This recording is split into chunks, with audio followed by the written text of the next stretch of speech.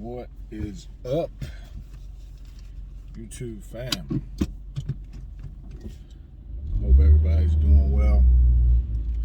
You already know my motto, what I stand on, and that's peace, love, and blessings, But so this is just a random video. Nothing in particular that I am reaching out about. Just finished up grabbing a few things out of Walmart, getting ready to get this work day started. Got the kids off at school, thank God for that. And just getting ready to head back to the giraffe and get into the work zone, guys, But just wanted to touch on some things that I have been, experiencing, I'll say.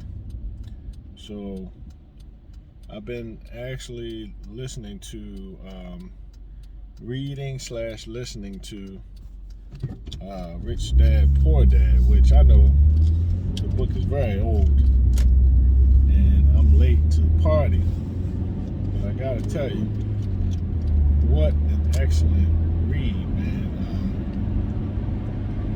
I wish there was some sponsorship with Audible, but unfortunately there's not yet. But maybe once I get inspired to, I'm already inspired, but to write a book, but maybe when I write my book, if it does well enough, I can get some sponsorship. But make a long story short, man, Robert K is what I'm going to call him. I can't pronounce his last name, but what an amazing masterpiece. I love the repetitiveness of some of the topics that he covers in the book. Basically, simple things like, don't get me wrong, let me say this first and foremost.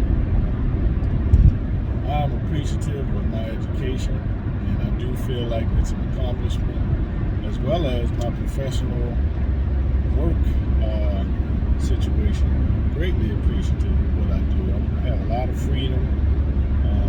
Right now, for the past almost 2 years, I've been working from home primarily, which gives me a lot of flexibility to focus in and look into some other areas for growth, if you catch my drift. And I love how he talks about how we are miseducated on financial literacy, and how we have to figure out how to make our money work for us, or make our money, learn how to make our money make money. Not looking at things in the perspective of, if you want to acquire more wealth, then that's considered like greed or something like that. It's not necessarily the point of you being greedy. It's the point of you wanting freedom, because in this world, what drives people, unfortunately, is wealth. So in order to be able to do things the way you want to do them, you need to have financial education, financial power. So I'm actually getting ready. I just finished it this morning, Think and Grow Rich. I already read Think and Grow Rich. Rich Dad, Poor Dad. Very similar, but Think and Grow Rich.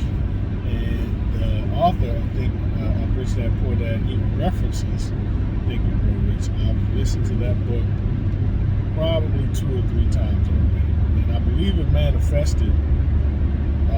I wouldn't say for me to become rich, but definitely for me to learn how to budget my finances better and take care of debt.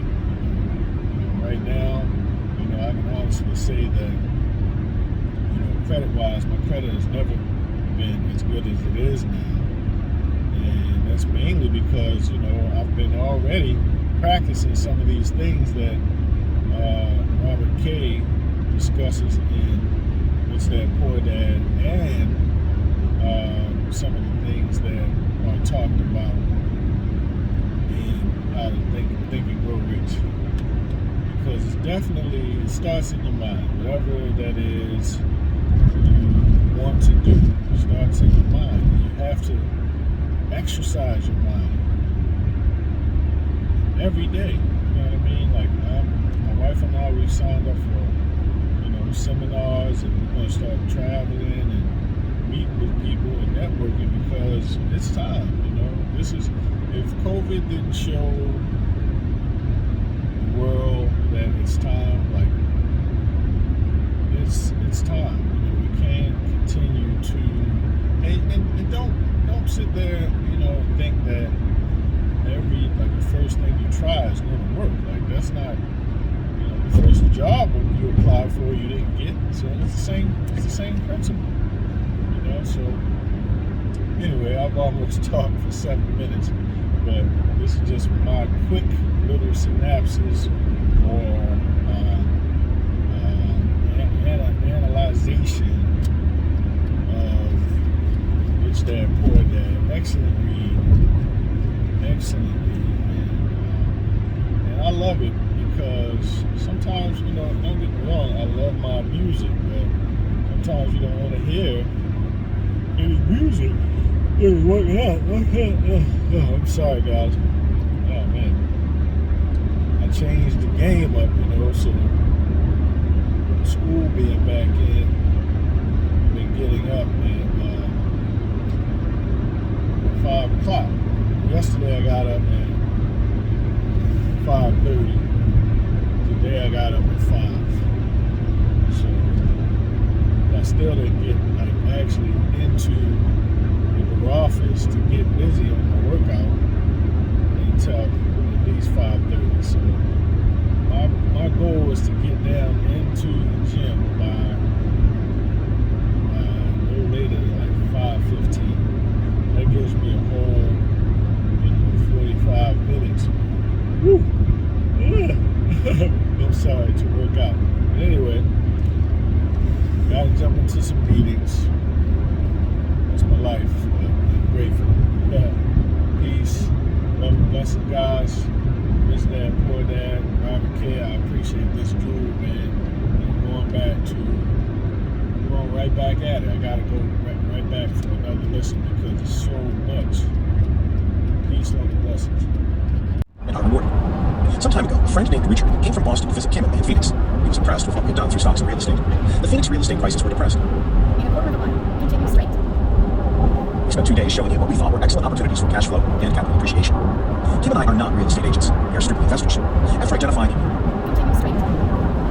it was working with me, we called an agent who sold it to him that afternoon. The price was near $42,000 for a 2-bedroom home. Similar units were going for $65,000. He had found a bargain, excited, he bought it, and returned to Boston. 2 weeks later, the agent called to say that our friend had backed out. I called immediately to find out why. All he said was that he talked to his neighbor, and his neighbor told him it was a bad deal. He was paying too much. I asked Richard if his neighbor was an investor. Richard said he was not. When I asked why he listened to him, Richard got defensive and simply said he wanted to keep looking. The real estate market in Phoenix turned. A few years later, that little unit was rented for $1,000 a month, $2,500 in the peak winter months. The unit was worth $95,000. All Richard had to put down was $5,000, and he would have had to start by getting out of the rat race. Today, he still has done nothing. Richard's backing out did not surprise me. It's called buyer's remorse. It affects all of us. The little chicken won, and a chance at freedom was lost. In another example, I hold a small portion of my assets in tax lien certificates instead of CDs. I earn 16% per year on my money, which certainly beats the interest rates banks offer on CDs. The certificates are secured by real estate and enforced by state law, which is also better than most banks. The formula they're bought on makes them safe, they just lack liquidity. So I look at them as 2 to 7 year CDs. Almost every time I tell someone that I hold my money this way, especially if they have money in CDs, they tell me it's risky. They tell me why I should not do it. When I ask them where they get the information, they say from a friend or an investment magazine. They've never done it, and they're telling someone who's doing it why they shouldn't.